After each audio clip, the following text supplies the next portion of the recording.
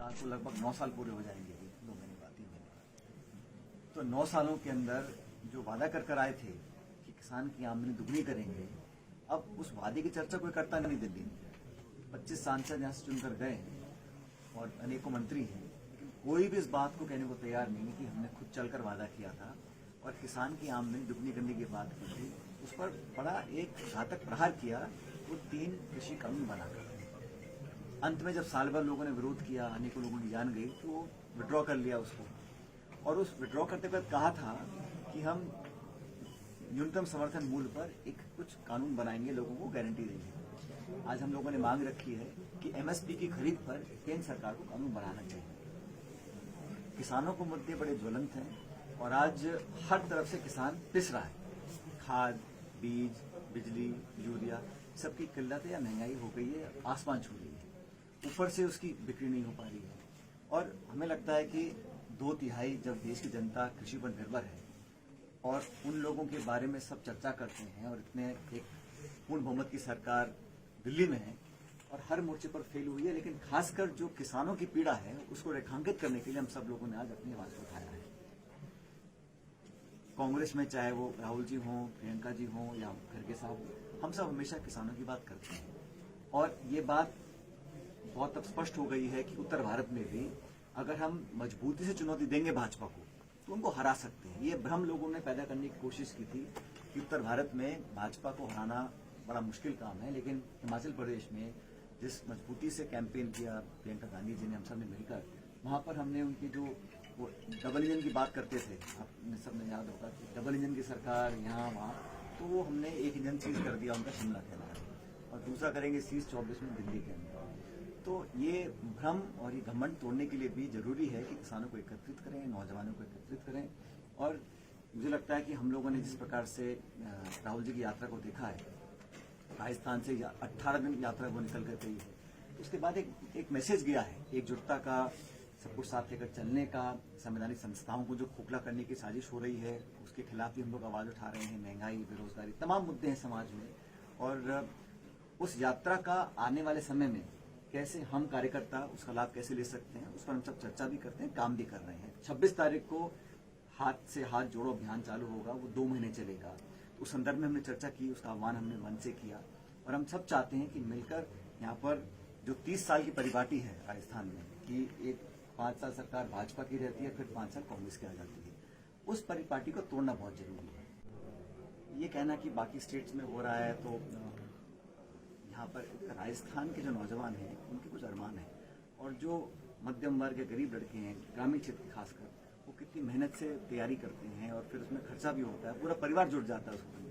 तो फिर अगर इस प्रकार की घटना होती है, बार बार होती है, तो मैंने कहा मुझे पीड़ा होती है, मेरे को वेदना होती है इस प्रकार के कभी घटनाक्रम सामने आते हैं, उस पर कार्रवाई करनी चाहिए और कार्रवाई सीमित नहीं रखनी चाहिए। अगर कोई छोटा मोटा कोई दलाल है तो उसको पकड़ो, अच्छी बात है, उस पर एक्शन भी लो, अच्छी बात है, लेकिन अगर कोई बहुत बड़ा इसमें किसी का हाथ है, वो कितना बड़ा भी हो, किसी पार्टी का हो, किसी सरकार में हो या कहीं किसी पद को, उसका तो सबक बनना चाहिए, क्योंकि ये एक बहुत जज्बाती मुद्दा है और इस पे पॉलिटिक्स तो नहीं होनी चाहिए, लेकिन इस पे न्याय तो होना चाहिए कि ताकि भविष्य के नौजवान की पीढ़ी को विश्वास रहे कि मैं जो मेहनत कर रहा हूँ, किताबें ला रहा हूँ, ट्यूशन पढ़ रहा हूँ, दिन रात हम लोग लगे हुए हैं, तो हमारी परीक्षा होंगी, वो कैंसिल नहीं होंगी, परिणाम रुके नहीं जाएंगे और नौजवानों को रोजगार का जो रास्ता है वो खुलेगा। तो विश्वास कायम रखने के लिए मुझे लगता है सख्त कार्रवाई की जरूरत है, इसको मैं पहले भी कह चुका हूं। सर युवाओं का फॉलोअर्स है सर, उनके लिए जो लंबे समय से औरों को पूछने देगा तो किसी को। सर कार्रवाई तो हो रही है, सर मेरा काफी लोग पकड़े गए, लेकिन ये तो सरकार तय करेगी, कोई ऐसा नियम, कोई ऐसा विधेयक क्यों नहीं लाती है? लोगों ने पिछले सत्र में एक विधेयक पास भी किया था, तो मैंने कहा कानून हमने पास किए हैं, सब सेफगार्ड्स भी हैं, लेकिन बार बार पुनरावृत्ति हो रही है, इसका तो कोई इलाज ढूंढना पड़ेगा। और इसका जो मास्टरमाइंड है या कौन ऐसे ताकतवर लोग हैं, मैं नहीं जानता हूँ कौन है, कहाँ है, लेकिन कोई ना कोई तो होगा ही, तो उन लोगों को सबक सिखाकर एक उदाहरण प्रस्तुत करना चाहिए सर, आगे कोई दुस्साहस ना कर सके।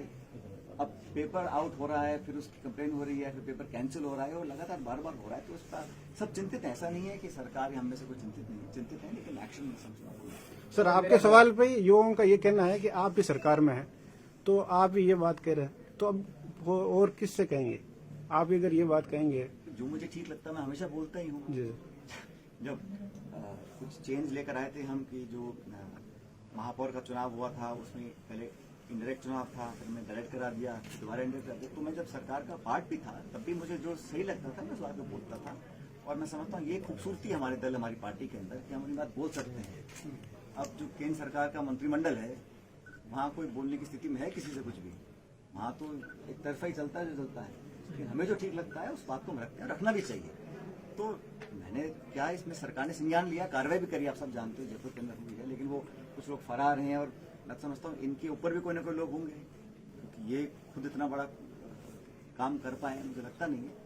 तो उनको पकड़ना चाहिए और पकड़ के जल्द पकड़ के सीमाबंद समय सीमा तय कर उसका उदाहरण प्रस्तुत करना चाहिए। सर और वहाँ सरकार बने तो सर आने वाले अपने विधानसभा चुनावों में क्या यहाँ की क्या रणनीति रहेगी और यहाँ भी युवाओं को मौका दिया जाएगा? तो उदयपुर डिक्लेरेशन में साफ कहा है ना कांग्रेस पार्टी ने, आप सब होंगे वहाँ, उदयपुर में साफ कहा गया कि 50% जो पद हैं, पोस्ट हैं, टिकट हैं, जो भी वो सब हमें 50 साल से कम उम्र के लोगों को देना है। उसमें दलित, आदिवासी, महिला, सब लोगों को मिलकर करेंगे। लेकिन और मैं तो हमेशा इस बात का पक्षधर रहा हूँ कि आज भी हेमंत जी ने बोला मीटिंग के अंदर कि उनकी उम्र हो गई है और वो रिटायर होना चाहते हैं, और उन्होंने अपनी बात इसलिए रखी क्योंकि हमारे 2 नौजवान साथी बैठे हैं, उनको हम सब ने मिलकर आगे बढ़ाया और आज जनता का आशीर्वाद मिला है।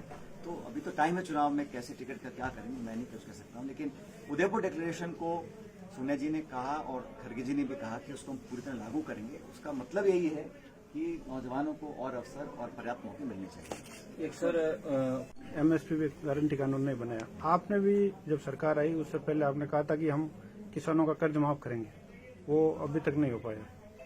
उसके बारे में मेरे ख्याल प्रदेश की सरकार ने कई बार कहा है कि जो कोऑपरेटिव बैंक्स के लोन थे, राज्य सरकार के थे, उनको उन्होंने माफ किया है और कई लाखों लोगों को इसका लाभ भी मिला है। जो केंद्रीय बैंक थे या भारत सरकार के अधीन जो बैंक हैं उसमें समझौता नहीं हो पा रहा है क्योंकि शायद भारत सरकार की रुचि कम होगी कि भाई वो होगा तो उसका लाभ राज्य सरकार को मिलेगा।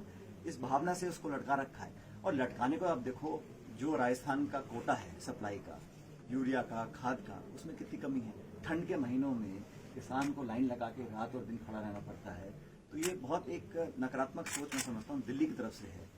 और अब बहुत सारे इश्यूज हैं, ईआरसीपी का इशू है, तो लंबी कहानी। लेकिन ये बात सच है कि चुनाव और राज्य में किस रंग की सरकार है उसको देखकर तय होता है कि बजट कितना मिलेगा, कोटा कितना मिलेगा, रेलवे का, खाद का एलोकेशन कितना होगा। वो पक्षपातपूर्ण रवैया जो है मैं समझता हूँ वो एक सार्थक नहीं है एक लोकतंत्र के लिए। दोनों खो दिए, लेकिन अब आप ताबड़तोड़ रैलियां कर रहे हो तो क्या आपको आला कमान से कोई नेतृत्व की हरी झंडी मिली है क्या सर चुनाव को? ऐसा है, हम सब, जैसा मैं भी कई बार कह चुका हूँ, सरकार के हमारे सब साथी कह चुके हैं कि हम लोग दोबारा 11 महीने बाद कैसे जनता का विश्वास जीते हैं, उस दिशा में जो कुछ भी करना है हम सब करने को तैयार हैं।